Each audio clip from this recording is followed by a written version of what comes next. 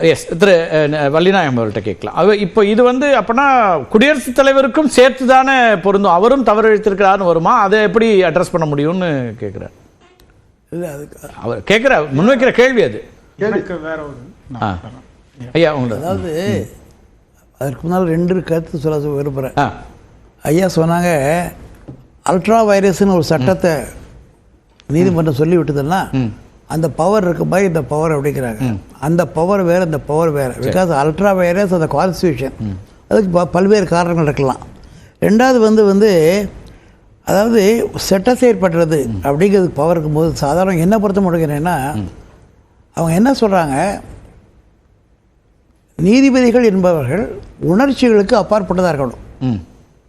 இப்போ அவங்களுக்கு கவர்மெண்ட்டில் கோபம் இருக்கலாம், கவர்னர் பண்ணலின்னு கோபம் இருக்கலாம், அல்லது மக்கள் இது பண்ணாலும் சொல்லியிருக்கலாம். அப்போ என்ன பண்ணணும்னா அவர்கள் செட்டசேர் பண்ணாமல் I leave it to the I mean I am setting விட டைரக்ட் தி கவர்னர் சொல்லியிருந்தோன்னா பிரச்சனைலாம் போயிருக்கும். இன்னொரு காரணம் என்னென்னா, உதாரணமாக எடுத்துடுங்க, உச்ச நீதிமன்றம் ஒரு கைதியை விடுவிக்கிறது வைங்க, பேர் வழக்கு எதாவது தான் ஆகிப்போச்சு.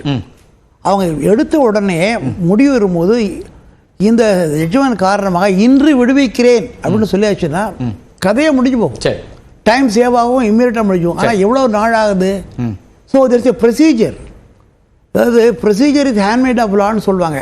அதுபோல் இதே உச்சநீதிமன்றம் ஒரு முடிவுக்கு இன்னொன்று சொன்னாங்க, 140க்கு 142 டிஃப்ரென்ஸ் சொன்னாங்க. 140ல் என்ன சொல்லுறதுன்னா ஒரே வார்த்தை, 140 says இதுல ஆளுநர் இவர் கால அவகாசமே கிளாரிஃபிகேஷன்ல சொல்லுங்க. 140 says Parliament may by law make provision for conferring upon the Supreme Court such supplemental powers not inconsistent with any of the provisions of the Constitution as may appear to be necessary or desirable. இதுதான் 140. இதனோட அடிப்படையில் 142 வருது. அதனால இப்போ supplemental power exercise பண்ணுற அளவுக்கு வாடித்து emergency. Okay right. இல்லை அந்த எமர்ஜென்சி இருக்குன்னு உச்சநீதிமன்றம் கருதினால் தானே இந்த தீர்ப்புக்கே வருவாங்க. அதாவது எமர்ஜென்சி வேறு, டிலே வேறு. டிலேன்னு எடுத்துட்டிங்கன்னா எவ்ரிதிங். ஃபார் எக்ஸாம்பிள் இன்றைக்கு இல்லை அவங்க பவர்ஸை எக்ஸசைஸ் பண்ணக்கூடிய இடத்திற்கு நீதிமன்றத்தை ஆளுநர் தள்ளியிருக்கிறார் அப்படிங்கிறதா அவர் வைக்கிறார். ஆளுநருடைய கடந்த கால விஷயங்களோ அல்லது வழக்குகளில் நீதிமன்றம் ஏற்கனவே 2023 சொல்லுது, அதுக்கு பிறகு இந்த டிலே இருக்கு. If you apply that rule there can be no delay anywhere. It's not 140 does not right. For example, இன்னைக்கு 3,000 4,000 contempt applications pending in the High Court against the government. சரி. So does it mean it has become இல்லை sir, ஒரு பிரச்சனையை பொறுத்து ஒன்று இருக்கு இல்லையா? இப்போ நீங்கள் பல்கலைக்கழகங்களில் பல்வேறு குழப்படிகள் தொடர்ந்துகிட்டே இருக்குது. அப்போ மாணவர்களுடைய எதிர்காலம் குறித்த ஒரு பிரச்சனை அப்படிங்கும்போது அதை நீதிமன்றம் சீரியஸாக பார்க்குமா பார்க்காதா? ஒரு தனிநபருடைய பிரச்சனை வேற, ஆனால் இது பல ஆயிரக்கணக்கான லட்சக்கணக்கான மாணவர்கள் சம்பந்தப்பட்டதாக மாறுது இல்லது சார். டிலே காஸ் பண்ணுறதுக்கு காரணம், அதாவது இந்த 10 பில் நான் என்ன சொல்ல வரேன்னா, okay I agree with you in entirety, the students are suffering, university suffering, they are not getting salary at all.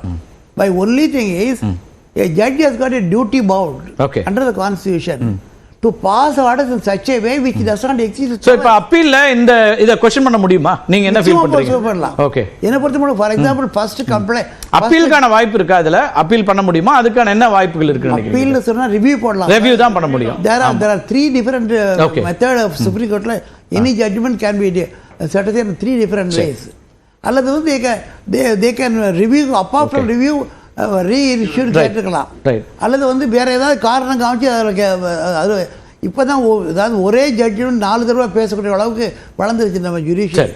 அது தப்பு இல்லை. அல்லது ஐ மீன் they can introduce a provision in the constitution in the parliament itself define the powers of the governor. அது பண்ணலாம் sir, அது பாராளுமன்றத்துக்கு இருக்கக்கூடிய உரிமை, அல்லது அது செய்யணும்னா செய்யலாம். இப்போ இருக்கக்கூடிய விஷயத்தில் ஆளுநர் என்ன சிக்கல் வருதுன்னா, ஆளுநர்கள் நீங்கள் அவங்களுக்கு இருக்கக்கூடிய எல்லையை விட்டு தாண்டாத வரைக்கும் பிரச்சனையா இல்லை, அவங்க அரசியல் ரீதியாக முடிவுகள் எடுக்கிறாங்கும் போது தான் இவங்க நீதிமன்றத்துக்கு போகிறாங்க. நீதிமன்றமும் இருக்கக்கூடிய ட்ராக் ரெக்கார்ட்லேருந்து அதை பார்க்குதாங்க இருக்குது. ஒரே நிமிஷம் நீங்களே வார்த்தையை சொன்னீங்க, எவ்வாறு ஆளுநர் நீதிமன்ற ஏதாவது எல்லையை தாண்ட நினைக்கிறீங்களோ அதே போல நீதிமன்றமும் எல்லையை தாண்டக்கூடாதுன்னு சொல்ற வேற ஒன்று சொல்ல. என்ன சூழல்ல இந்த முடிவுக்கு வந்ததுன்னு அவர் சொல்றாரு. என்ன சூழல் இருந்தாலும் எல்லை தாண்டக்கூடாது. என்ன செய்ய முடியும்? இப்ப நீங்க ஒரு ஆப்ஷன் சொல்லுங்க. நீங்க வந்து உங்ககிட்ட வருது இல்ல சார், நீங்க ஜட்ஜ், உங்ககிட்ட இந்த பெட்டிஷன் வருது, நீங்க 2 முறை இன்ஸ்ட்ரக்ஷன் கொடுக்குறீங்க ஆளுநருக்கு, அவர் மீண்டும் அதே செய்யறாரு, என்ன செய்வீங்க? Okay, I direct you to do that. You give the direction. செய்ய மாட்டேங்கிறாரு, அப்ப என்ன செய்வீங்க? Please understand that.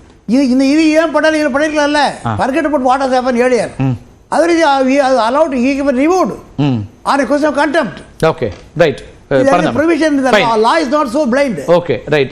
ஆர் நீங்க என்ன சொல்றீங்கன்னா குடியரசுத் தலைவருக்கு ஒரு டைரக்ஷன் கொடுக்கலாம், இவரை ரிமூவ் பண்ணுங்கன்னு சொல்லலாம்ன்றீங்க. Right, okay.